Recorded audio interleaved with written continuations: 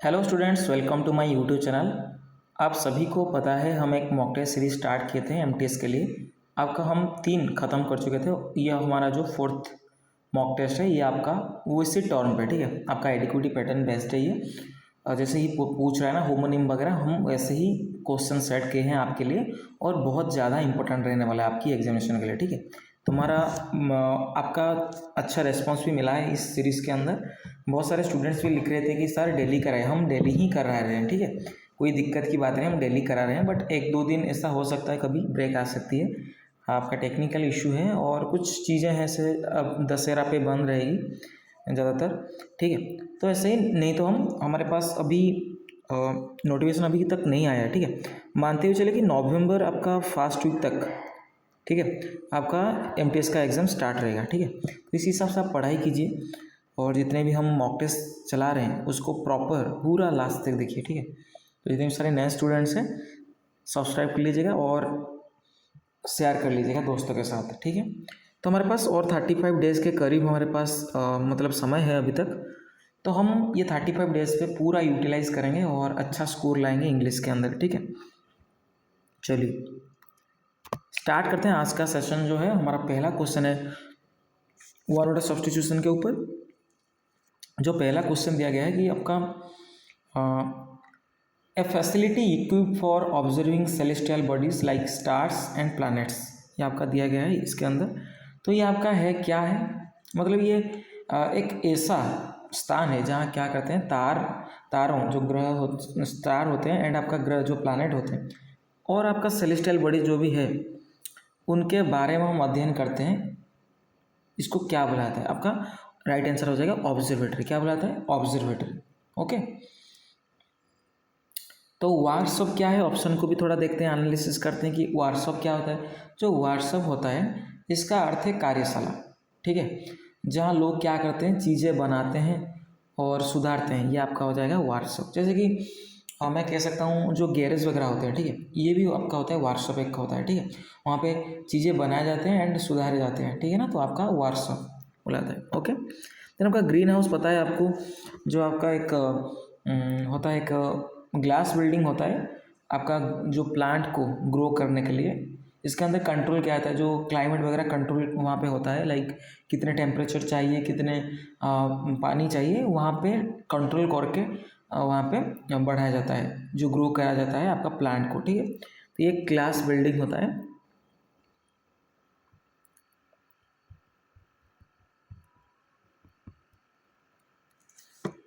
For growing plants,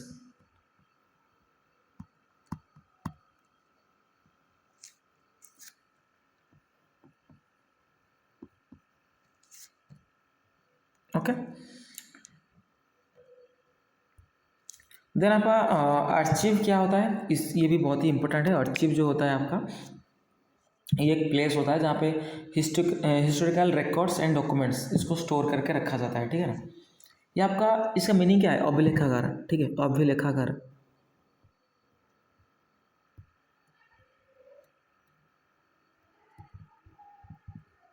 okay.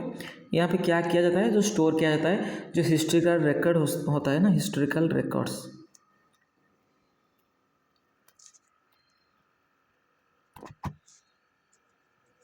Okay. और आपका document जो भी होता है उसको स्टोर करके रखा जाता है, आपका होता है, आपका अर्चीव होता है, ठीक है।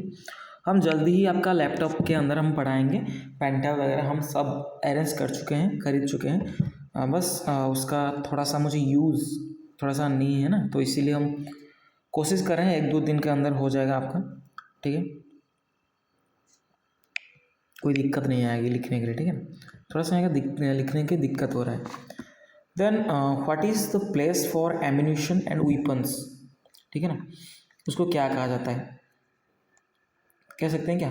ये आपका आर्सेनल, सही आंसर क्या हो जाएगा? आर्सेनल हो जाएगा, ठीक है। आर्सेनल का अर्थ क्या है? शस्त्रागार, ठीक है, शस्त्रागार है जहाँ पे क्या किया जाता है आपका सब वेपन वगैरह, लाइक हथियार वगैरह एंड आपका सब उपकरण जो कि मिलिट्री इक्विपमेंट, ठीक है, स्टोर करते हैं military equipment.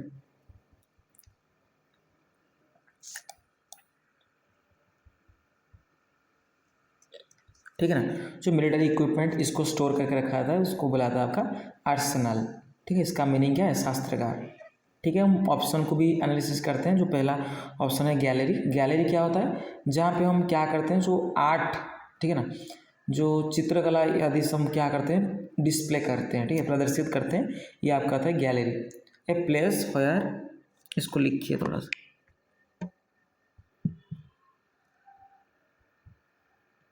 A place where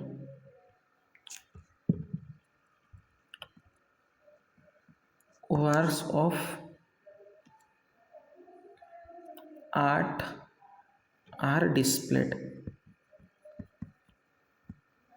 ठीक है, इसके अंदर सभी आर्ट फॉर्म, चित्रकला प्रदर्शित होता है। ठीक है, देन आपको लाइब्रेरी तो पता है, जहाँ पे बुक्स वगैरह और other reading materials are kept for study और बोरोइंग करने के लिए रखा जाता है। पुस्तकालय, जहाँ किताबों पढ़ने और उधार लेने भी हम ला सकते हैं ना, लाइक अगर आप 8 दिन के लिए उधार ला रहे हैं बुक, उसके बाद उनको लौटा देना, ये होता है ना लाइब्रेरी के अंदर। ठीक है, देन आपका व्हाट इज़ लैबोरेटरी। जो लैबोरेटरी होता है, इसके अंदर क्या किया जाता है, आपका साइंटिफिक एक्सपेरिमेंट एंड रिसर्च वगैरह होते हैं, जिसका हिंदी मीनिंग है प्रयोगशाला। ठीक है ना, लैबोरेटरी का अर्थ क्या है, प्रयोगशाला। ए प्लेस, ये भी इंपॉर्टेंट आपका रहने वाला है। A place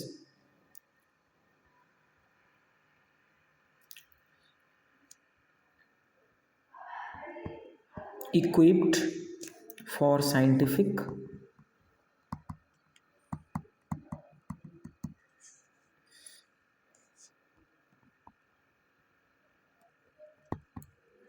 experiments are stored, sorry and research। Okay,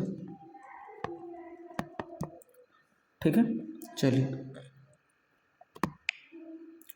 फिर आते हैं नेक्स्ट क्वेश्चन। हमारा है आपका सिनोनिम है Pinnacle. What is Pinnacle.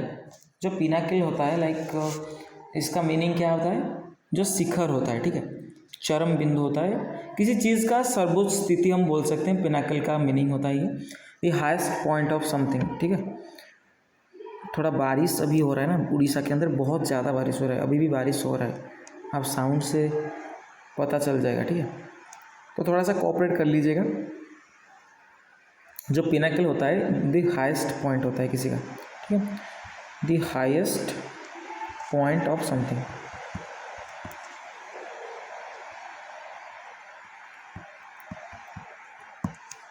Highest point होता है, लाइक हम सक्सेस कह सकते हैं, पावर कह सकते हैं, डेवलपमेंट कह सकते हैं, सभी। जो सबसे हाईएस्ट पॉइंट जो होता है इसका होता है, वो उसका अर्थ है पिनाकल। ठीक है, देन आपका इसका सिनोनिम 3-4 करते हैं। जिसको सिनोनिम है आपका हो जाएगा, एक हो जाएगा पिक, हो जाएगा, क्या हो जाएगा, पिक। पिक का अर्थ भी क्या है, शिखर होता है। देन आपका समिट होता है ना, समिट। समिट का अर्थ भी क्या होता है आपका, सर्वोच्च बिंदु होता है। देन आपका अच्छे वर्ड है एपेक्स। एपेक्स का मीनिंग क्या है, चरम होता है, मतलब लाइक सबसे ऊंचा होता है। जेनिथ होता है, जेनिथ होता है, ठीक है, चरम बिंदु। देन आपका एक्मी होता है। What is acme, ACME, acme. इसका भी अर्थ क्या होता है, शिखर होता है। ठीक है, हमने करा पीक, करा समिट, एपेक्स, जेनिथ एंड आपका एक्मी। ठीक है, तो राइट आंसर क्या हो जाएगा, पीक हो जाएगा। जो बॉटम का अर्थ क्या है, निचला भाग होता है। देन आपका डेक्लाइन होता है, आपका बेस होता है, ये सभी क्या है आपका नीचे का मीनिंग शो कर रहा है। ठीक है, एक अच्छी वर्ड है नीचे से, आपका जो सबसे निचला स्तर जो होता है नादिर होता है। क्या होता है, नादिर, नादिर होता है। ठीक है, नादिर, इसका अर्थ क्या है, सबसे निचला स्तर होता है। ठीक है, देन आपका बॉटम तो हमने कह दिया, आपका लो पॉइंट भी होता है, लो पॉइंट। ठीक है, चलिए देन आपका क्वेश्चन आएगा, सिनोनिम पूछा गया है कैकोफोनी का। जो कैकोफोनी होता है, इसका मीनिंग क्या होता है, जो मतलब बहुत ही हार्श होता है, अनप्लेजेंट होता है, लाइक कह सकते हैं कि कर्कश ध्वनि होता है, बहुत ही बेसुरा। ठीक है, कैकोफोनी का लिखिए थोड़ा सा, इसका मीनिंग होता है a harsh unpleasant and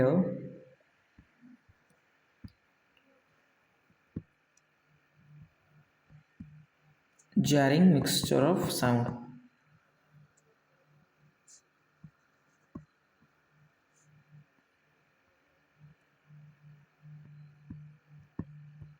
okay, जो बहुत ही मतलब कर्कश होता है ना जो साउंड, उसको बुलाता है कैकोफोनी बुलाता है। ठीक है, तो इसके अंदर सिनोनिम पूछा गया, हम 3-4 सिनोनिम पहले करते हैं। जो हमारा सिनोनिम हो जाएगा, एक हो जाएगा आपका डिस्कर्ड, जो असंगति होता है, लाइक बहुत ही बेसुरा होता है, डिस्कर्ड। ओके, देन आपका हो जाएगा दूसरा, आपका बहुत ही शोर शराबा है, नॉइज़ है। ओके, देन आपका बहुत ही क्लैमोर है, कुड़ाहड़ है। ठीक है, क्लैमोर है। देन चौथा आपका बहुत ही डिसोनेंस है। ठीक है, डिसोनेंस अच्छा वर्ड है।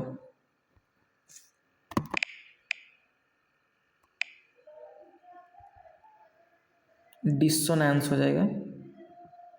ठीक है, ये सभी अच्छे अच्छे वर्ड हो जाएंगे। ठीक है, इसका सिनोनिम हो जाएगा। देन इसके अंदर बोला गया कि आपका डिस्कर्ड है ना यहाँ पे, तो राइट आंसर क्या हो जाएगा, डिस्कर्ड हो जाएगा। ठीक है, कैकोफोनी का अर्थ क्या है, जो बहुत ही कर्कश ध्वनि हो, कुड़ाहड़ हो, क्लैमर हो, नॉइज हो। ठीक है, तो इसके अंदर आपका डिस्कर्ड दिया गया है, डिस्कर्ड आपका राइट आंसर हो जाएगा। एंटोनिम तो 3-4 देखते हैं, जो कि मधुर होता है, जो सुनने के लिए अच्छा लगता है, लाइक बहुत ही हारमोनी है। क्या होता है, हारमोनी, मतलब ऐसे करके मैंने याद रखा है, जो हारमोनियम का जो आवाज़ होता है ना, बहुत ही मधुर होता है, ऐसे करके मैंने याद रखा था। देन आपका सुनने के लिए अच्छा है, मेलोडी। ठीक है, देन आपका यूफोनी होता है। जो कैकोफोनी का अर्थ क्या होता है, बहुत ही कूड़ा, इसका एंटोनिम हो जाएगा यूफोनी, मतलब मधुर ध्वनि, यूफोनी होता है। ठीक है, देन आपका सिम्फोनी भी अच्छा है, सिम्फोनी, इसका मीनिंग है आपका अच्छा स्वर। ठीक है, चलिए, देन आपका यहाँ देखिए एंटोनिम पूछा गया है 5 नंबर आपका, एफ्लुएंट। देखिए एफ्लुएंट होता है, वो होता है आपका, वो बहुत ज़्यादा धनी हो, उसको हम बोलते हैं एफ्लुएंट। लाइक बहुत ही ज़्यादा क्या हो, रिच हो, बहुत ज़्यादा वेल्दी हो। ठीक है, बहुत ज़्यादा वेल्दी हो। ठीक है ना, उनके पास बहुत ज़्यादा मनी हो, प्रॉपर्टी हो, और जितने भी सारे गुड्स हो उनके पास भर भर के हो, वो आपका हो जाएगा एफ्लुएंट। लाइक एक अच्छा वर्ड है प्रॉस्परस। ठीक है, प्रॉस्पेरस। देन आपका जिसके पास बहुत ज़्यादा है, बहुत संपन्न है, वो वेल ऑफ हो, क्या हो, वेल ऑफ। थोड़ा सा मैं बंद करता हूँ क्योंकि बहुत ज़्यादा बारिश हो रही है। ठीक है,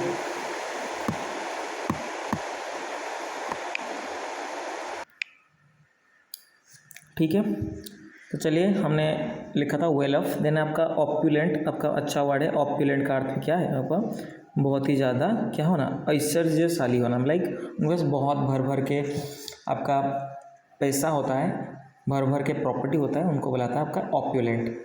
ओके, देन हम एंटोनिम देखते हैं। इसके अंदर एंटोनिम पूछा गया ना, हम 3-4 एंटोनिम करते हैं। ठीक है, जो पहला वर्ड है हमारा एंटोनिम के अंदर, आपका बहुत ही गरीब होते हैं, वो पूर होते हैं, बहुत ही नीडी होते हैं, लाइक उनको बहुत ही आवश्यक है, नीडी होते हैं। ठीक है, ज़रूरतमंद होते हैं, बहुत ही दरिद्र होते हैं, लाइक डेस्टिट्यूट होते हैं। डेस्टिट्यूट अच्छा वर्ड है। डेस्टिट्यूट का अर्थ क्या है, गरीब होता है, दरिद्र होता है। देन आपका इम्पोवेरिज्ड, इम्पोवेरिज्ड का अर्थ क्या है, गरीबी होता है। ओके, बहुत मतलब कंगाल होते हैं, पेनीलेस होते हैं, उनके पास पेनी नहीं होता है, पेनीलेस होते हैं। ठीक है, लिख लेना खाता में। ठीक है, नोट पे लिख लेना, वो बहुत ही इंपॉर्टेंट है ये वर्ड। ठीक है, बहुत बार पूछे जाते हैं, इसीलिए सॉरी फॉर नॉइस। चलिए, इसके अंदर देखिए डेस्टिट्यूट है ना, इसके अंदर आपका राइट आंसर क्या हो जाएगा, डेस्टिट्यूट। तो डेस्टिट्यूट का अर्थ क्या है, दरिद्र होते हैं, बहुत ही ज़्यादा। वेल्दी, रिच, प्रॉस्परस, ये सभी सिनोनिम दिया गया है यहाँ पे। ठीक है, तो राइट आंसर आपका हो जाएगा डेस्टिट्यूट। ओके, चलिए, देन आपका कमेंट करना, लाइक कमेंट करना का अर्थ क्या होता है, आप किसी को क्या कर रहे हैं, प्रशंसा कर रहे हैं, भर भर के। ठीक है, आप प्रशंसा कर रहे हैं, किसी को सराहना कर रहे हैं। ठीक है, ये आपका होता है कमेंट करना। लाइक इसके अंदर एंटोनिम पूछा गया है, जो आप क्या होगा, गाली देना होगा ना, किसी को गाली दे रहे हैं तो हम पहले सिनोनिम करते हैं कमेंट के, अच्छे अच्छे वर्ड करेंगे। जो पहला वर्ड है हमारा प्रेज करना, किसी का प्रशंसा करना, प्रेज करना होता है। अगर किसी को आप क्या कर रहे हैं, वाह वाह कर रहे हैं, ठीक है, अपलोड कर रहे हैं, क्या कर रहे हैं,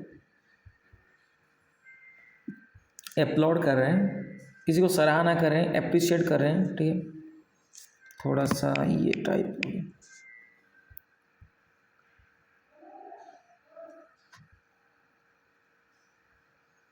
किसी को अप्रिशिएट कर रहे हैं, ठीक है, किसी को कम्प्लीमेंट, प्रशंसात्मक शब्द कहते हैं, आप किसी को कम्प्लीमेंट दे रहे हैं, compliment, okay, compliment, MENT, not MANT, बहुत बच्चे गलत करते हैं, मैंने खुद देखा है वहाँ पे, ठीक है। मैं आपका रेकमेंड करते हैं आपको, ये आपका नियर सिनोनिम हो जाएगा रेकमेंड, ओके। चलिए यहाँ पे एंटोनिम 3-4 करते हैं, अच्छे अच्छे वर्ड आपका। किसी को आप दोष दे रहे हैं, ठीक ठीक है, किसी को ब्लेम कर रहे हैं, इसका एंटोनिम हो जाएगा ब्लेम करना, ठीक है। किसी को क्रिटिसाइज कर रहे हैं, क्रिटिसाइज करना होता है, ओके। किसी को आप क्या कर रहे हैं, निंदा कर रहे हैं, कंडेम कर रहे हैं, कंडेम, ओके। देन आपको किसी को गाली दे रहे हैं, रिब्यूक कर रहे हैं, ठीक है, रिब्यूक, ठीक है ना। तो यह इसका सभी एंटोनिम हो जाएगा। तो राइट आंसर देखिए यहाँ पे क्या दिया गया है, प्रेज होगा क्या, नहीं ना, प्रेज का अर्थ है किसी को प्रशंसा करना, इसका सिनोनिम है अप्रूव करना, इसका सिनोनिम है अपलोड करना, किसी का सराहना करना, किसी को वाह वाह करना, ये आपका होता है वाह वाही करना होता है ना, तो ये इसका सिनोनिम हो जाएगा। तो राइट आंसर आपका क्या हो जाएगा, क्रिटिसाइज करना, किसी को क्रिटिसाइज कर रहे हैं, गाली दे रहे हैं, ब्लेम कर रहे हैं, ये आपका हो जाएगा राइट आंसर, ओके। देन चलते हैं नेक्स्ट, सबने लिख लिया ना, ये क्वेश्चन बहुत ज़्यादा इंपॉर्टेंट है, ठीक। देखिए सभी जो भी करा रहे हैं ना, सभी इंपॉर्टेंट है, इसीलिए तो हम मॉक टेस्ट सीरीज लाए हैं ना, जो कि आप कम से कम टाइम के अंदर आप क्या कर सकते हैं, क्रैक कर सकते हैं, ठीक है। थोड़ा सा चार्ज कर लेते हैं,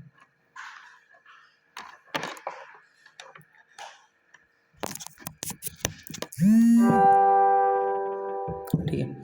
चलिए जो आपका नेक्स्ट क्वेश्चन है, to oil the hinges of silence, ठीक है, इसका मीनिंग क्या है। ये मतलब बातचीत को सहज और सरल बनाने के लिए आप क्या कर रहे हैं, कुछ चीज़ें बता रहे हैं, ठीक है, ये आपका होता है to oil the hinges of silence, ठीक है। लेकिन हिंजेस का अर्थ क्या है, कुंड होता है ना, ऑयल हिंजेस मतलब तेल कुंड होता है, ठीक है। आप क्या कर रहे हो, उसको साइलेंस कर दे रहे हो, लाइक ये होता है आपका, अगर कुछ चीज़ें ऐसे हैं, जैसे कि हमने क्या कहा था, लेट ब्रेक द आइस, ठीक है ना, ब्रेक द आइस, यहाँ पर सेम मीनिंग है ये वाला और ब्रेक द आइस, हमने कराया था ना ब्रेक द आइस, ये आपका एज यूजुअल सेम ही है। लाइक आप क्या करें, मतलब दो बंदे हो, ऐसे करके याद रखो, दो बंदे हो आप, अगर दोनों इंट्रोवर्ट हो, ठीक है, दोनों ही, मैं जैसे ही मैं मेरा एग्जांपल लेके बताता कि मैं किसी से बात नहीं कर पाता हूँ जल्दी, ठीक है, तो ऐसे करके आप दो सिचुएशन ऐसे है, आपका दोनों इंट्रोवर्ट है, ठीक है, किसी से बात नहीं कर पा रहे, लेकिन ऐसा हुआ कि आप खुद से थोड़ा सा बात किए, एक दो वर्ड बोले, तो वहाँ से आपका बात स्टार्ट हो जाता है, वो आपका होता है to oil the hinges of silence, like क्या, to break an uncomfortable silence by saying something, okay. आप क्या कर रहे हैं, कुछ बोल के मतलब वो साइलेंस तोड़ रहे हो, ये आपका होता है to oil the hinges of silence, break the ice, ये आपका सेमी मीनिंग होता है, थोड़ा इसको डायरेक्ट याद रखिएगा, ठीक है।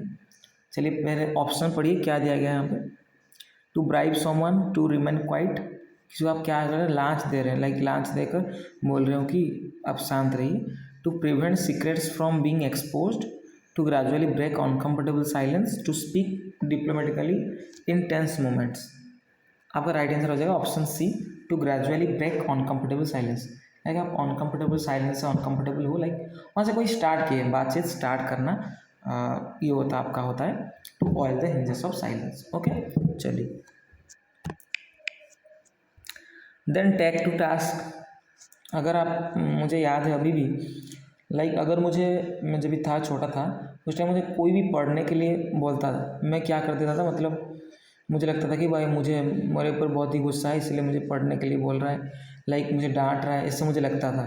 ठीक है, तो ऐसे करके याद रखिएगा, टेक टू टास्क, किसी को टास्क दिया जाता है उसको क्या किया जाता है, मतलब डांट के दिया जाता है। ठीक है, डांटना होता है, किसी को स्कोल्ड करना होता है। लाइक टेक टू टास्क का मीनिंग क्या होता है, किसी को आप क्या कर रहे हैं, गाली दे रहे हैं, डांट रहे हैं, स्कोल्ड कर रहे हैं, लाइक रिब्यूक करना किसी को। ठीक है, देन एडमोनिश करना, फटकार लगाना होता है, मतलब गाली देना होता है, एडमोनिश। देन आपका अच्छा वर्ड है क्रिटिसाइज करना किसी को, इसको याद रखिएगा। ठीक है, रिव्यू वर्ड्स ऐसे याद रख सकते हैं। अगर आपकी अपनी दोस्त अगर बोला है कि फ्लिपकार्ट बिग बिलियन चल रहा है, आप रिबॉक का बुक सॉरी बूट, आपका शूज़ है, रिबॉक का शूज़ आता है ना, तो कैसे रिबॉक करके कंपनी है ना, अच्छा अच्छा शूज़ आता है। तो किसी ने दोस्त ने आपको बोला कि रिबॉक का मुझे ऑर्डर करके देना शूज़, आप क्या किए, रिब्यूक जो डुप्लीकेट वाला है आप उससे ऑर्डर करके दे दिए, तो वो क्या करेगा, आपको गाली करेगा ही नहीं, वो ऐसे ही याद रखिएगा रिब्यूक से। ठीक है, जैसे कि ना एडिडास से अभी बास आ जाता है ऐसे करके। ठीक है, चलिए, तो आपका होमोनिम का क्वेश्चन है, देखिए बैक। ठीक है, बैक आपका बैक का मेनली आपका 4 टाइप का बैक होता है। ठीक है, हम चारों टाइप हम समझते हैं कि क्या होता है। यहाँ कौन सा वाला दिया गया है, हम पहले करेंगे कि क्या होता है, नाउन होता है, एक एडवर्ब होता है, देन एक भार्ब होता है, देन आपका एक एडजेक्टिव भी होता है। चारों फॉर्म में आपका बैक यूज़ किया जाता है। ठीक है, इसका मीनिंग भी आपका थोड़ा सा डिफरेंट है। देखिए, जब भी बैक का अर्थ है, यहाँ पे देखिए, जब भी बैक आपका नाउन होता है, क्या होता है, नाउन, इसका मीनिंग क्या होता है, पीठ। जैसे कि हमारे जो पीठ होता है वो आपका होता है बैक। ठीक है, इसका हिंदी मीनिंग क्या हो जाएगा, पीठ। ओके, समझ आया कि नहीं। The rear part of the body, जो बॉडी के पिछले पार्ट होता है, the rear not real, rear का अर्थ क्या है, पीछे वाला। फ्रंट और रियर कैमरा देता है ना, जो जब भी कैमरा वगैरह हम खरीदते हैं मोबाइल वगैरह, वहाँ पे लिखा जाता है ना, जो रियर कैमरा होता है ये इतना मेगापिक्सल का होता है, एंड जो सामने वाला फ्रंट का होता है वो लिखा जाता है ना, वो आपका रियर क्या होता है, बैक, किसी का बैक होता है, the rear part of the body. Okay, हमारा जो पीठ होता है ना, समझ आया कि नहीं। मतलब एक और होता है आपका बैक होता है एडवर्ब। ठीक है, ये लिख लिया ना, समझ में आया, आपको समय देता हूँ, लिखिए। ओके, देखिए, और आपका एक होता है बैक, ये आपका होता है क्या होता है, एडवर्ब। जहाँ पे एडवर्ब होता है इसका मीनिंग भी थोड़ा डिफर करता है, इसका मीनिंग हो जाएगा आपका वापस। ठीक है, वापस, किस चीज़ क्या कर रहे हैं, आप वापस कर रहे हैं, ये आपका हो जाएगा एडवर्ब। ठीक है, जैसे कि मैं बोलूँगा कि I will come back soon, मैं जल्द ही वापस आऊँगा, ये इसके अंदर क्या है, वापस का सेंस आ रहा है या पीठ का सेंस आ रहा है, वापस का ना, तो वापस यहाँ पे क्या है, आपका एडवर्ब है। ठीक है, देन आपका बैक आपका एक बार भी होता है, बैक भी एक बार होता है, इसका मीनिंग क्या है, मतलब किसी को समर्थन करना होता है। ठीक है, सपोर्ट करना होता है, समर्थन करना।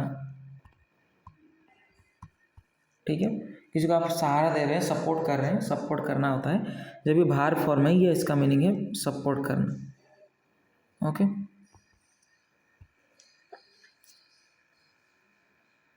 समझ में आया कि नहीं। देन आपका एक और आपका बैक जो है आपका एडजेक्टिव है, क्या है, एडजेक्टिव। एडजेक्टिव, जो एडजेक्टिव फॉर्म जब भी होता है इसका मीनिंग क्या होता है, मतलब पिछला। ठीक है, पिछला होता है, क्या होता है, पिछला। जैसे मैं कह सकता हूँ he entered through the back door.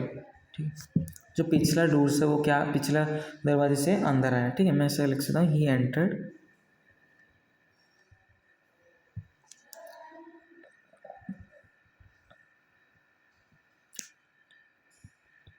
Through the back door.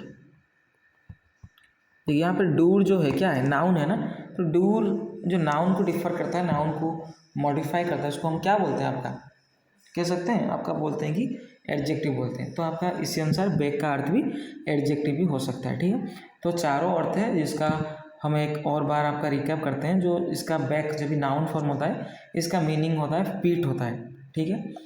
जिस टाइम आपका बैक होता है एडवर्ब, इसका मीनिंग होता है वापस करना किसी चीज़, क्या कर रहे हैं आप, वापस करें या वापस आ रहे हो, ये आपका होता है बैक, आपका एडवर्ब। जब भी भार्ब होता है इसका मीनिंग होता है किसी को क्या करना, सपोर्ट करना होता है, ठीक है।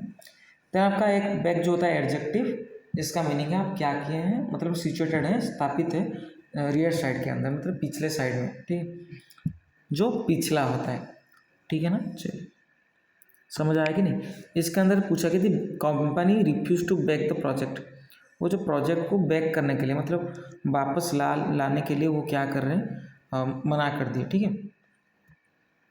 तो ये जो बैक होता है इसका जो हो जाएगा आपका सही आंसर क्या हो जाएगा, सपोर्ट करना। यहाँ का सेंस नहीं दे रहा है कि सपोर्ट करना, ठीक है। इसका होमोनिम क्या हो जाएगा, सपोर्ट करना, किसी चीज़ को क्या कर रहे हैं आप, सपोर्ट कर रहे हैं। हमने 4 मीनिंग समझना यहाँ पे, ठीक है। ऑप्शन को पहले देख लीजिए, फिनिश तो नहीं होगा ना, लीव भी नहीं होगा, पैक भी नहीं होगा। इसका अर्थ क्या है, सपोर्ट करना, किसी को क्या कर रहे हैं आप, सपोर्ट कर रहे हैं, लाइक आप किसी को सहारा दे रहे हैं। ओके चलिए, देन आपका 10वां क्वेश्चन जो दिया गया है आपका डायरेक्ट स्पीच के अंदर, इनडायरेक्ट स्पीच यहाँ पे मांगा गया है। They said we shall visit the museum tomorrow. देखिए यहाँ पे 3-4 चीज़ें आपको समझना है जो कि आपका देखिए पहले है दे सैड, हमने करा था ना, जो अगर हो, जो दे सैड से क्या हो जाएगा इंडियन स्पीच में, सैड दैट, ठीक है, दे सैड दैट, ठीक है। इसके अंदर सेल है, सेल से डायरेक्ट स्पीच में, सॉरी इनडायरेक्ट स्पीच में क्या हो जाता है, शुड हो जाता है ना, क्या हो जाता है, शुड। बट यहाँ का देखिए हम जो यहाँ का जो सब्जेक्ट लिखेंगे किसके अनुसार, ये दे के अनुसार, तो हम उई के बदले क्या लिखेंगे, दे के पास थोड़ी ना सेल बैठता है, नहीं उइल बैठता है, तो इसी के अनुसार दे के पास क्या बैठेगा, वुड बसेगा, क्या बैठेगा, वुड, उइल से वुड होता है, तो they would, they would. Then आपका विजिट ही रहेगा, क्योंकि आपका जो मॉडल वर्ब के बाद आपका जो बैठता है ना वर्ब, वो आपका वर्ब का बेस्ट फॉर्म होता है, like they would visit the museum. देखिए टुमारो का मीनिंग क्या होता है, अगले दिन होता है ना, नेक्स्ट डे होता है, तो टुमारो का जब भी इंडायरेक्ट स्पीच हम करेंगे तो नेक्स्ट डे होगा, ठीक है। अगर हम यस्टरडे दिया था तो क्या बोलते हैं हम, यस्टरडे हम बोलते हैं कि द प्रीवियस डे, ठीक है, द प्रीवियस डे, ठीक है, क्या बोलेंगे, प्रीवियस डे। तो सही आंसर, राइट आंसर देखिए, जो हमारा राइट आंसर हो जाएगा ये वाला option C, they said that they would visit the museum the next day, ठीक है। याद रखिएगा टुमारो से क्या चेंज होता है, आपका नेक्स्ट डे होता है, ठीक है। चलिए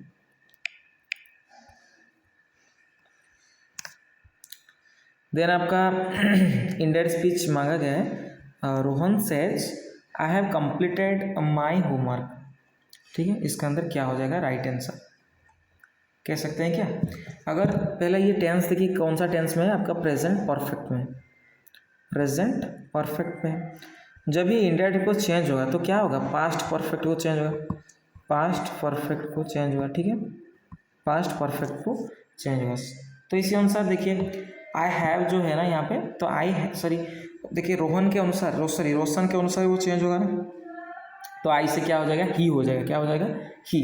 तो ही हैड देखिए यहाँ पे ये भी ऑप्शन है, ये भी ऑप्शन है, ठीक है। तो राइट आंसर कौन सा हो जाएगा, देखिए यहाँ पे सेज दिया गया था ना, तो ये सेज ही रहेगा, तो रोशन सेज दैट, ठीक है, रोशन सेज दैट, ये तो ऑप्शन गलत हो जाएगा सभी, हेज तो नहीं आएगा ना, क्योंकि आपका जब भी प्रेजेंट परफेक्ट में हो डायरेक्ट स्पीच या इनडायरेक्ट स्पीच जब भी होता है तो पास्ट परफेक्ट के अंदर चेंज होता है। तो इसी अनुसार आपका राइट आंसर ऑप्शन बी हो जाएगा, Roshan says that he had completed his homework. Okay चलिए,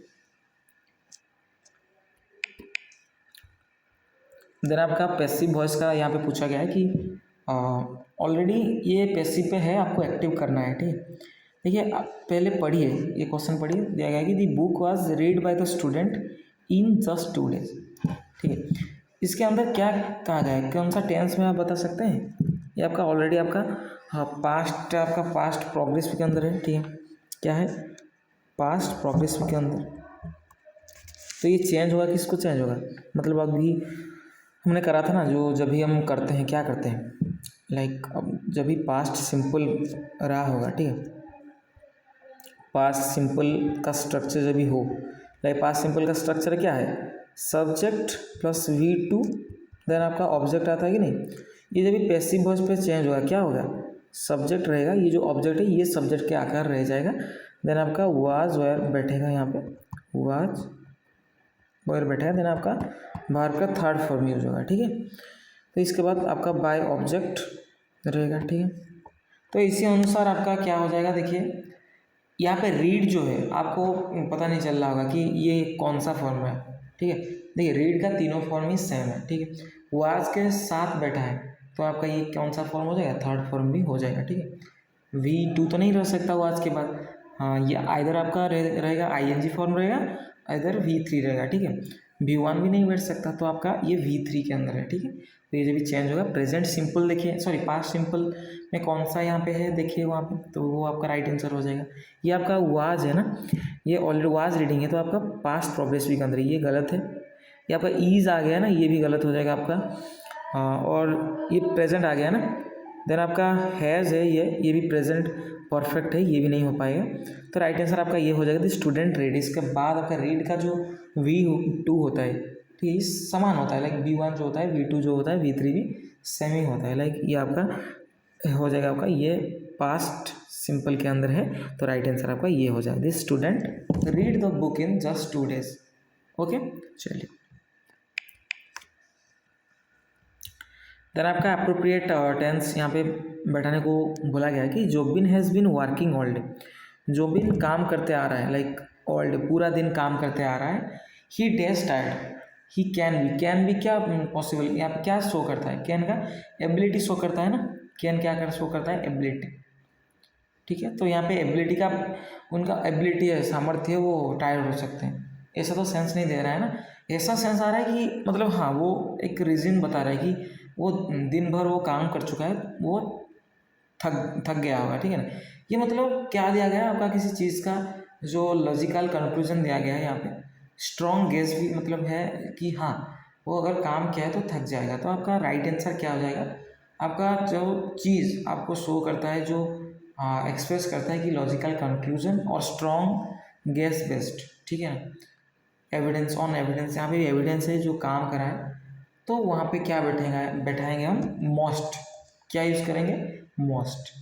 ओके, किस चीज़ का मतलब क्या करना किसी को मतलब बहुत ज़रूरी है वो चीज़, ठीक है, मतलब वो आपका होता है मस्ट, हम यूज़ करते हैं, ठीक है। आपका मस्ट क्या शो करता है? मजबूत अनुमान, जो कि मजबूत अनुमान शो करता है मस्ट। थोड़ा सा लिखिए यहाँ पे, शो करता है कि सबसे मतलब स्ट्रॉन्ग एजम्पशन शो करता है, स्ट्रॉन्ग एजम्पशन,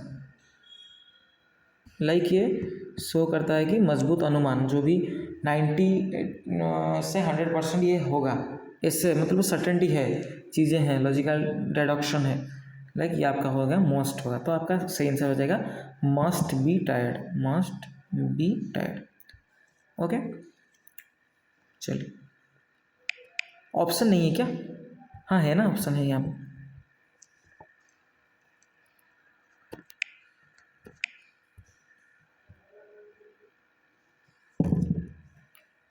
देन आपका हम करते हैं नेक्स्ट क्वेश्चन दिया गया है कि आपका फिक्स्ड प्रीपोजिशन में पूछा गया है, she was absorb dash reading, she was absorb dash reading. तो आपका सही आंसर क्या हो जाएगा? एब्जॉर्ब इन दिया गया है, बाई दिया गया है, टू एंड एट दिया गया है, ठीक है। हम बाई भी बैठा सकते हैं, कोई दिक्कत नहीं, बट बाई का देखिए जो हम बाई कभी कभार यूज़ करते हैं, इतना ज़्यादा इंपॉर्टेंट नहीं, क्योंकि यूजुअली ये पैसिव वॉइस के अंदर यूज होता है, बट यहाँ का सेंस ऐसा नहीं है, ठीक है।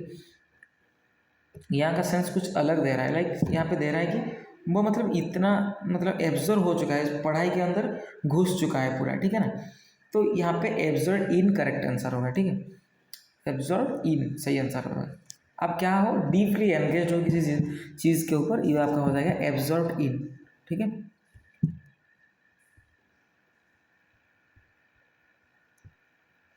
एब्जॉर्ब इन आपका क्या हो जाएगा, राइट आंसर हो जाएगा।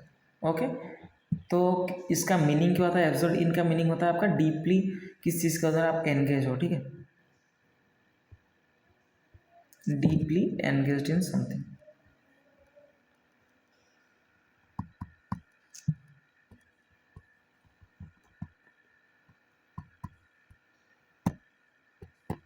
ठीक है ना, आप पूरा डीपली इसके अंदर घुस चुके हो, वो आपका होता है एब्जॉर्ब इन। ये डायरेक्ट याद रखिएगा, ये फिक्स प्रीपोजिशन है एब्जॉर्ब इन। हम पैसिव वॉइस के टाइम हम यूज़ कर सकते हैं, ठीक है, ऐसा दिक्कत नहीं, बट यहाँ पे ऐसा सेंस ही नहीं है। Then Hari is dash than Sohan in solving mathematical problems.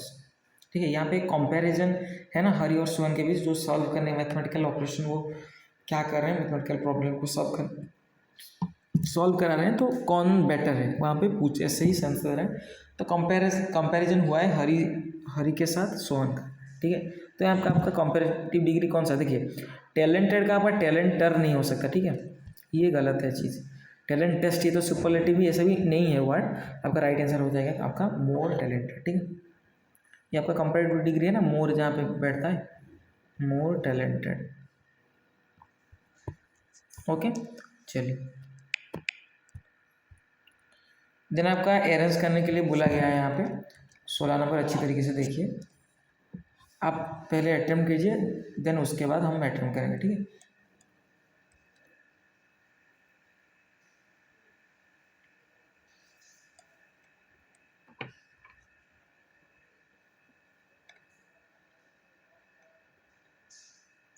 कर पाए, चलिए हम देखते हैं। यहाँ पे दिया गया है कि जो इन्फ्लेशन है, इन्फ्लेशन का अर्थ क्या है, मुद्रास्फीति जो होता है। आप अगर इकोनॉमिक आप पढ़े होंगे तो इसके अंदर आप जानते होंगे इन्फ्लेशन का अर्थ क्या है, मुद्रास्फीति, ठीक है।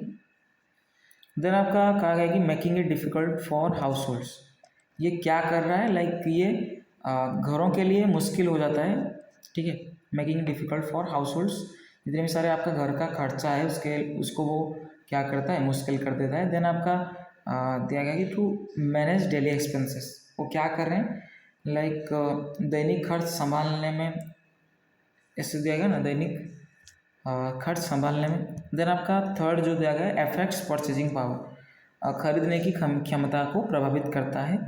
एंड लास्ट में दिया गया है कि and leads to increase cost of living, और क्या कर रहा है ये, जो आपका जो जीवन यापन का जो भी लागत है उनको बढ़ा दे रहा है, जो कॉस्ट ऑफ लिविंग है उसको इंक्रीज कर दे रहा है, ठीक है। तो ये जो इन्फ्लेशन है ये आपका हम सब्जेक्ट के रूप में हम यूज़ कर सकते हैं, इन्फ्लेशन जो मुद्रास्फीति है, ठीक है। ये जो इसके लिए आप क्या चाहिए, देखिए आपका क्या हो जाएगा, इन्फ्लेशन एक क्या है आपका, एक सब्जेक्ट के रूप से हम यूज़ कर सकते हैं, तो इसके लिए बाहर तो चाहिए ना। तो मेकिंग क्या डायरेक्ट हम यूज़ कर सकते हैं, बाहर का आईएनजी हम डायरेक्ट यूज़ नहीं कर सकते हैं सब्जेक्ट के बाद, ठीक है। तो आपका जेरंड केस है, ये नहीं हो सकता। देन आपका सब्जेक्ट के बाद हम टू प्रीपोजिशन बैठा के उसको रिलेट करा सकते हैं, क्या करा सकते हैं, but actually in this case ये नहीं हो पाएगा, ठीक है। तो इसके लिए हम चाहिए क्या चाहिए, आपको भार चाहिए। तो भार होता है आपका एफेक्ट्स होता है, क्या होता है, एफेक्ट्स। तो हम आपका पहला हो जाएगा, क्या हो जाएगा, आर। जैसे कि देखिए inflation effects purchasing power, like क्या किया गया है कि जो इन्फ्लेशन है, लाइक मुद्रास्फीति जो है ये खरीदने की क्षमता को प्रभावित करती है। एक सेंस आएगा कि नहीं, और क्या करता है ऐसे करके, ये तो करता है एंड लीड्स टू, देन आपको क्या करता है, लीड करता है, लाइक हम कह सकते हैं कि जो कि लीड्स करता है इंक्रीज कॉस्ट ऑफ लिविंग, जो कॉस्ट ऑफ लिविंग है, जो हमारा लागत है उनको बढ़ा देता है, ठीक है। इफेक्ट तो करता है परचेजिंग पावर को। देन आपका जो आपका जीवन यापन का जो लागत है उसको भी बढ़ा देता है, ठीक है। देन आपका हाँ देखिए जो भी कमा दिया गया है ना उसके अंदर लिविंग दिया गया, छोड़ा गया है आईएनजी से, तो इसके बाद जो कमा के बाद भी आएगा वो भी आपका आईएनजी फॉर्म आएगा। देन आपका से आंसर क्या हो जाएगा आपका, देन आपका हो जाएगा making it difficult for house holds, ठीक है, जो क्या करता है जिससे घरों के लिए बहुत ही मुश्किल हो जाता है। Inflation affects purchasing power and leads to increased cost of living, making it difficult for households, ठीक है। ये एक सेंस आ गया कि नहीं। देन आपका लास्ट में कौन सा बच जाता है, ये टू मैनेज डेली एक्सपेंसेस। ठीक है, तो आपका देखिए पूरा टोटल आपका क्या हो जाएगा, देखिए आप, inflation affects purchasing power and leads to increased cost of living making it difficult for households to manage daily expenses. ठीक है, इसका मीनिंग क्या है, आपका खरीदने की क्षमता, जो इन्फ्लेशन है खरीदने की क्षमता क्या करता है, प्रभावित करती है, और आपका क्या करता है, जीवन यापन की लागत बढ़ाती है, जिससे घरों के लिए दैनिक खर्चों का संभालना मुश्किल हो जाता है। ठीक है, ये पूरा कंप्लीट होगा कि नहीं, तो आपका सही आंसर क्या हो जाएगा, पहले हमने करा आर, देन आपका एस, देन आपका पी, देन आपका क्यू, तो आर एस पी क्यू आपका सही आंसर हो जाएगा, है कि नहीं, ऑप्शन बी, ऑप्शन डी आपका सही आंसर। ओके,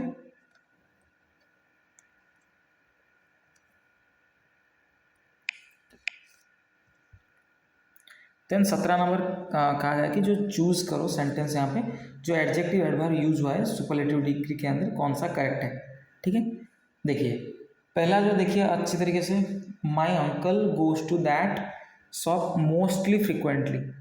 देखिए मोस्टली फ्रिक्वेंटली कुछ नहीं होता है, ठीक है, ये कोई भी फॉर्म नहीं है, इस लाइक ये गलत फॉर्म है, मोस्टली फ्रिक्वेंटली कुछ नहीं होता है। ठीक है, मोस्ट फ्रिक्वेंटली होता है, क्या होता है,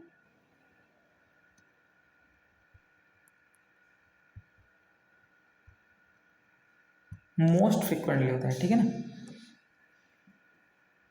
ओके, आपका मोस्ट फ्रिक्वेंटली क्या होता है, एक एडवर्ब होता है जो सुपरलेटिव डिग्री के अंदर ये फ्रीक्वेंसी शो करता है। ठीक है, मोस्ट फ्रिक्वेंटली क्या शो करता है, आपका फ्रीक्वेंसी शो करता है। ओके, आपका ये अब क्या है, आपका एडवर्ब है, ये क्या कर रहा है, like superlative degree of frequency, और ठीक है, चलिए, तो इसके अंदर देखिए राइट आंसर आपका हो जाएगा मोस्ट फ्रीक्वेंटली। देखिए कहाँ पे, देखिए मोर फ्रीक्वेंटली कुछ नहीं होता है। ठीक है, मोर फ्रीक्वेंटली कुछ नहीं होता है।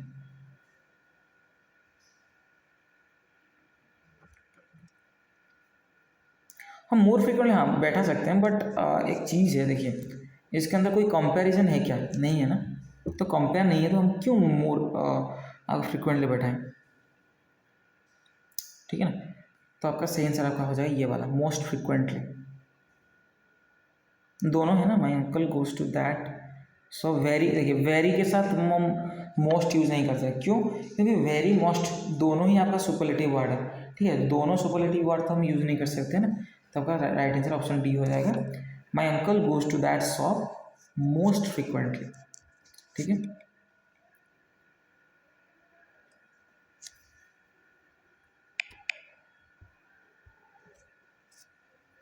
देन आपका 18 नंबर दिया गया कि जो दिया गया है कि the research paper was full of errors because the data is not verified by any expert.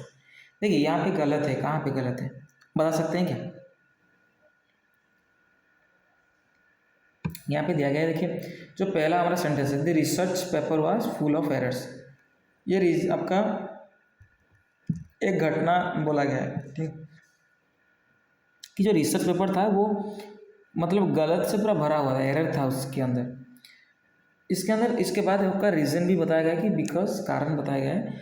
अगर ये आपका जो सेंटेंस है, अगर पहला सेंटेंस आपका पास्ट में ही है तो ये भी पास्ट होगा ना, जो कंक्लूजन आपका रीज़न होगा ये भी पास्ट में होगा, तो आपका सही आंसर क्या हो जाएगा, the data was not verified. Okay, तो राइट आंसर आपका क्या होगा, the data is not verified. तो ये ईज नहीं होगा क्योंकि आपका ये प्रेजेंट शो करा है ये, बट ये जो आपका है पहला सेंटेंस ये आपका शो करा है कि ये पास्ट के अंदर है। ठीक है, पास्ट में ये घटना हुआ है, एरर हुआ है, क्यों हुआ है, उस टाइम वो भी एक्सपर्ट जो कि क्या कर रहे होंगे, एरर कर रहे होंगे ना, तो यहाँ से आपका पास्ट फॉर्म पे ही रहेगा। ठीक है, तो राइट आंसर हो जाएगा आपका the data you was not verified. Okay, चलिए समय कितना हुआ,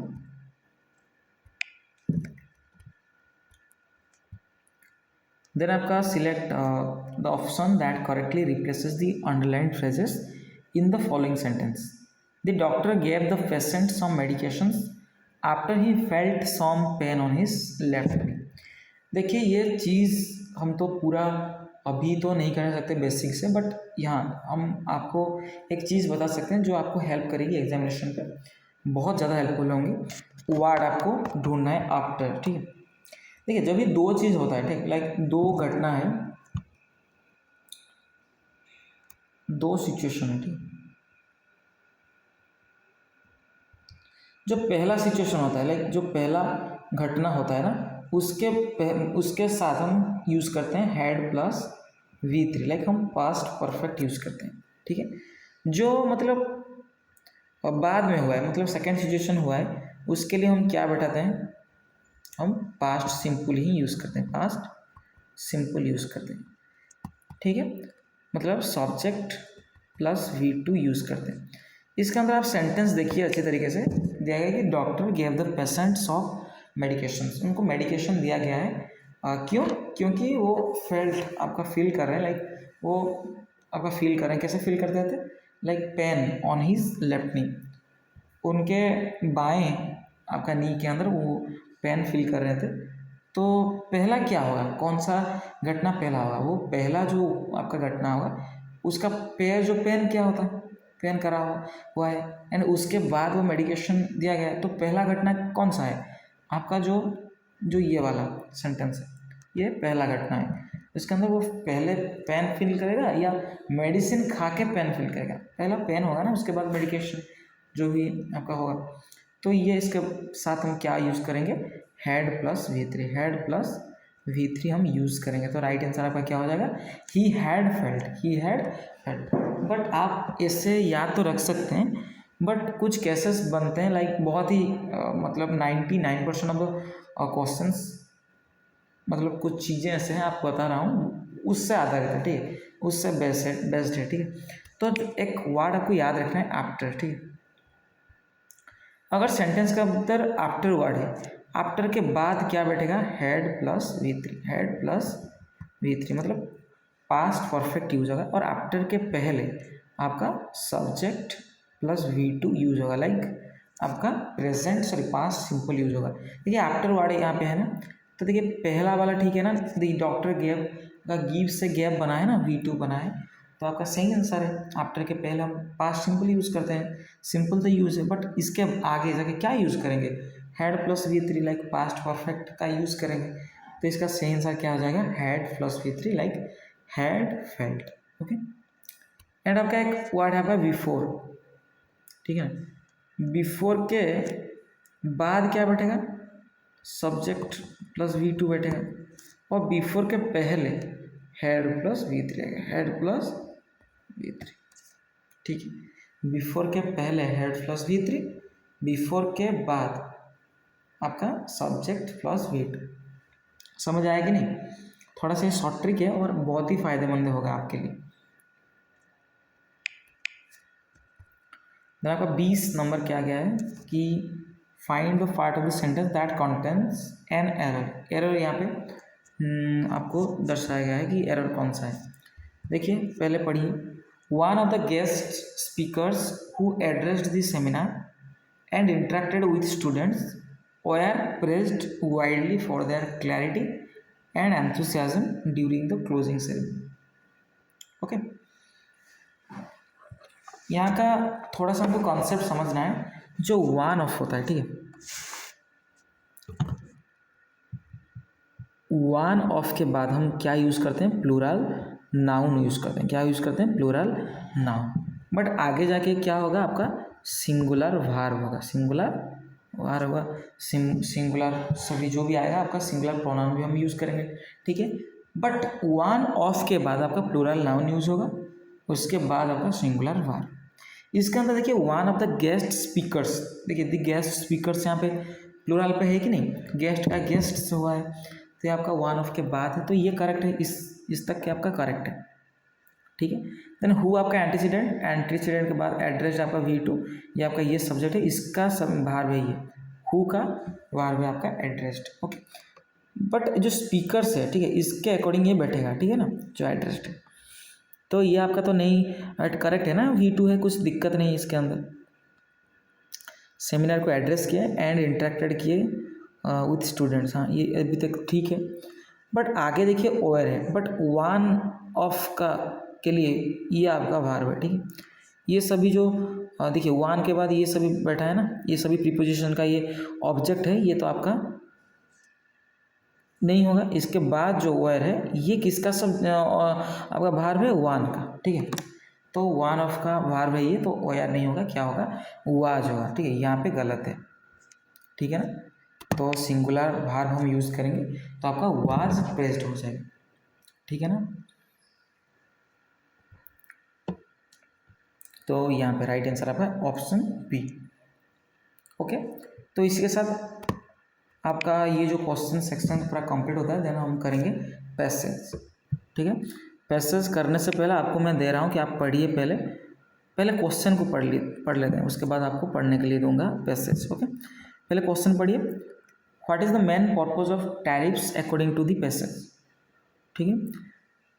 देन आपका according to critics what is one negative effect on tariffs, क्या नेगेटिव इफेक्ट पड़ा है। देन आपका थर्ड है आपका the phrase short term benefits in the passage refers to, short term benefits का किसको रेफर किया गया है, ठीक। देन आपका फोर्थ वाला दिया गया कि which country retaliated after US tariffs, मतलब कौन सा, मतलब वो यूएस टैरिफ तो वो लगा दिया, उसके बाद कौन सा टैरिफ और कौन सा देश वो मतलब एक होता है ना आपका रिटेलिएटेड, मतलब क्या होता है, आप पीछे, मतलब जो आपके सामने जो भी करता है आप पीछे वो करते हो, लाइक आगे जाके, ठीक है, वो आपका होता है। देन आपका based on this passage tariffs can be best describe as, tariff को जो डिस्क्राइब किया गया है सबसे अच्छा कैसे डिस्क्राइब किया गया है यहाँ पे, ठीक है।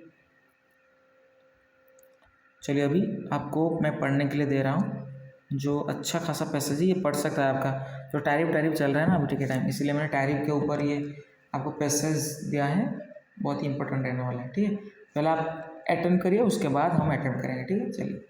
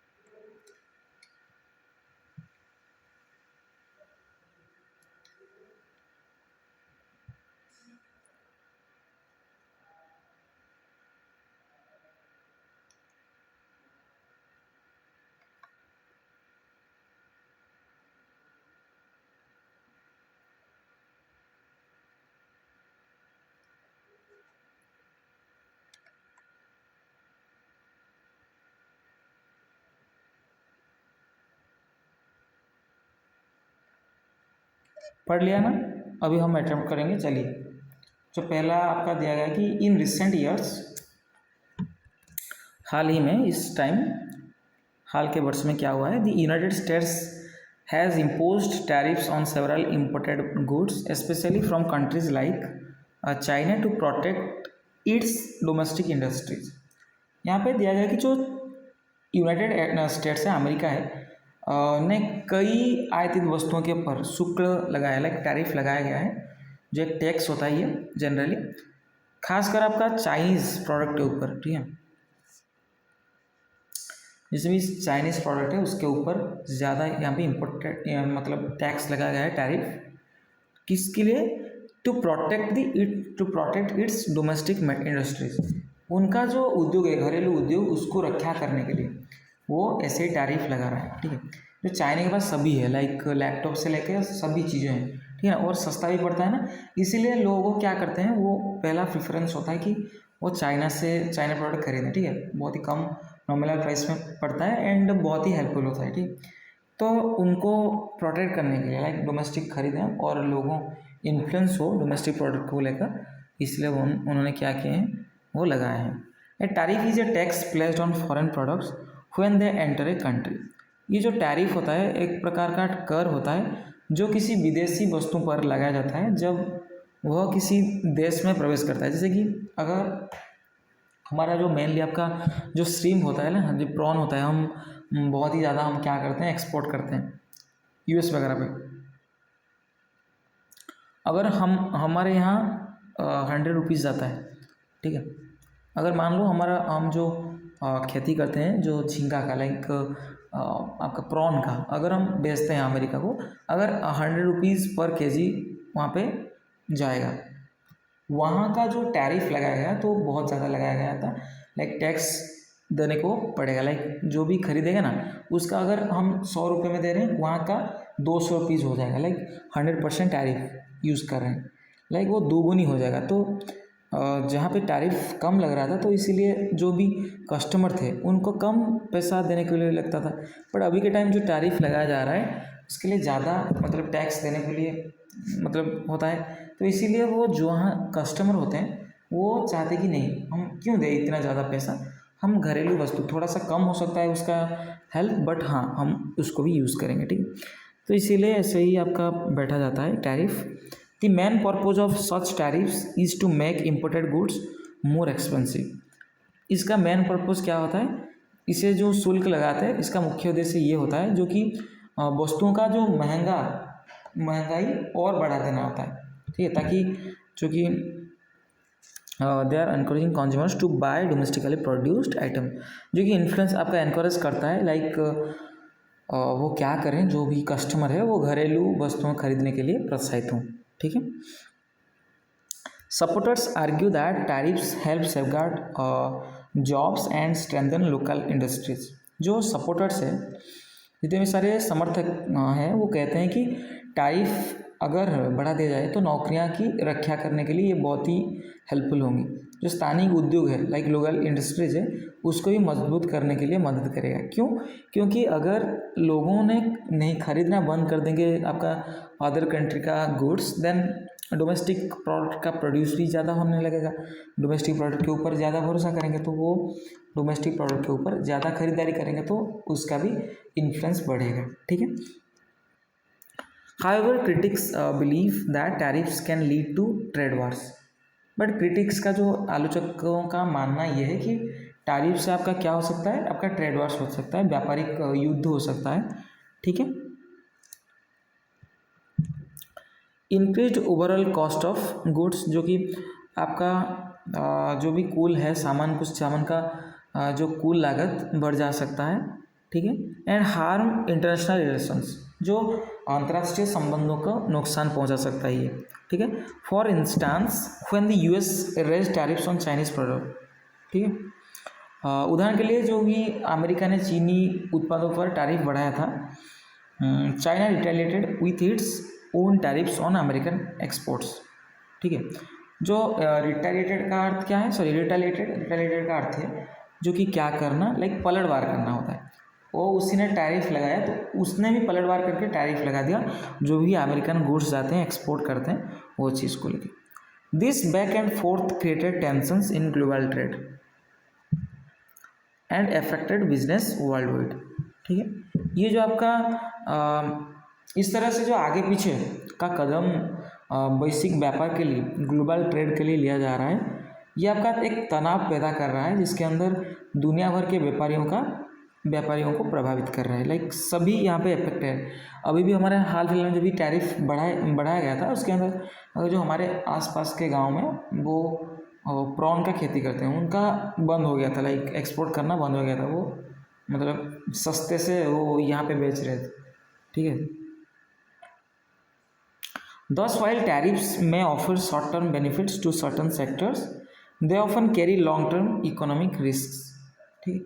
यहाँ पे कहा गया कि जो यहाँ पे इसीलिए हम भले ही टैरिफ कुछ क्षेत्रों का आपका हेल्प हो सकता है, लाइक शॉर्ट टर्म के लिए ये अच्छा है, लाभप्रद है, बट दीर्घकालीन अगर हम लॉन्ग टर्म लेके चलते हैं तो ये आर्थिक जोखिम भी लेकर आ सकता है, ठीक है।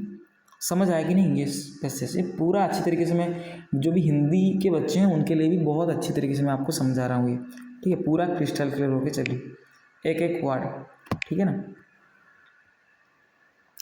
What is the main purpose of tariffs according to the passage. यहाँ पर मेन पर्पज क्या है टैरिफ को, ये क्या करता है, जो मेक करता है imported goods more expensive, to increase export, to reduce domestic production, to improve international relation. ये इम्प्रूव करेगा क्या रिलेशन को, नहीं ना, ये अगर ये गलत हो जाएगा। ये डोमेस्टिक प्रोडक्शन रिड्यूस करेगा क्या, टैरिफ अगर हम लगाएंगे अच्छा खासा, तो ये आपका इन्फ्लुएंस करेगा कि हाँ डोमेस्टिक प्रोडक्शन ज़्यादातर होगा, ये भी नहीं होगा। टू इंक्रीज एक्सपोर्ट्स, एक्सपोर्ट ज़्यादा होगा क्या, नहीं ना। आप अगर टैरिफ लगा रहे हैं किसके ऊपर, वो भी आपका रिटेलिएट करेगा कि नहीं, तो आपका एक्सपोर्ट भी क्या होगा, रिड्यूस होगा। यहाँ पे दिया गया कि इंक्रीज होगा, ये भी गलत है। आपका सही आंसर क्या हो जाएगा, to make imported goods more expensive. तो इम्पोर्टेड गुड्स को और ज़्यादा महंगा बना देता है। तो राइट आंसर आपका ऑप्शन बी हो जाएगा।